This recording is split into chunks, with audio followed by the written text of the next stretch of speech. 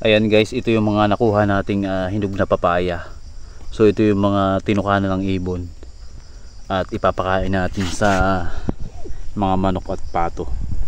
Ayan guys, marami nga dito papaya sa amin kaya laging maraming hinog.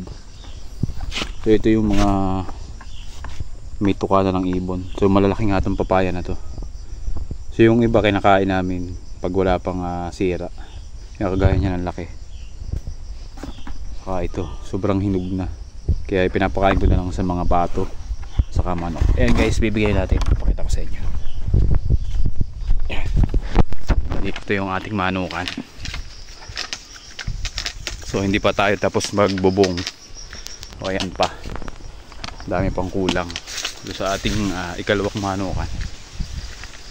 Ayan guys, papakainin natin yung ating mga pato ng hinog na papaya. Yung mga pato natin madami. So yun yung ating ginagawang ikalawang manukan. Yan, hindi pa tapos bubungan. Ayan guys, bibigay natin itong mga hinog. Ayan guys, kakainan nila yan. Ayan, kita nyo. Ang ginagawa ko dito guys, hinahati ko lang yan matatigas. Ayan, para matuka nila. Yan, agawa na yan mga yan. Mukbang sila dyan.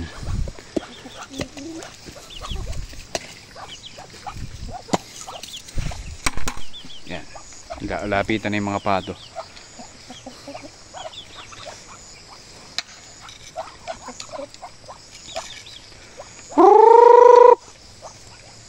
Yan, mumukbang sila ng papaya. So bibigyan natin tong isang tandang na nakatali. Kasi ito yung aming taga baba. Ayan, malaki. Kaya matakaw din yan sa papaya. Yan, laki niya guys. So may naitlog na nga ditong manok. Bali yung malaki na brown. Yan, naitlog na yan. Ayan. Ayan guys, yung ating pang pamerienda sa mga manok at pato dito. So minsan nauumay sila sa mais. Ayan, hindi na nila kinakain. Kaya ginagawa ko, binibigyan ko sila minsan ng sapal ng nyog. Saka ayan, mga hinog na papaya.